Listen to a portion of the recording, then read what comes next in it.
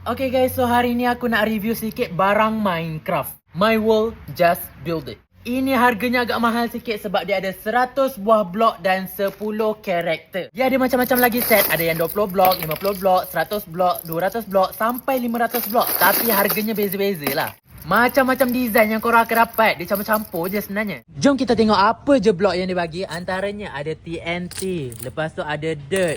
Lepas tu ada kayu. Ada lampu lava. Ada pumpkin. Ada ni cake. Ada furnace. Ada kayu. Ada blok emas. Macam-macam lagi guys. Dan setiap blok-blok dia adalah magnetic. Tengok tu. Kuat juga dia punya magnet. Ini antara contoh karakter yang korang akan dapat secara random. Dan setiap karakter ni akan pegang satu tools. Antaranya adalah axe. Lepas tu ada sword. Ada pickaxe. Ada jigsaw dan macam-macam lagi. Ini contoh aku dah susun-susun blok.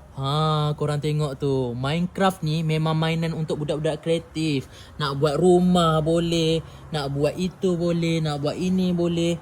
Memang style gila korang tengok. Lagi banyak blok, lagi gempak anak-anak anda boleh buat tau. Jadi kalau korang nak dapatkan barang-barang Minecraft ni, korang boleh tekan back kuning. Sesuai sangat untuk perkembangan otak dan perkembangan kreativiti anak-anak anda. Tengok tu, nice gila.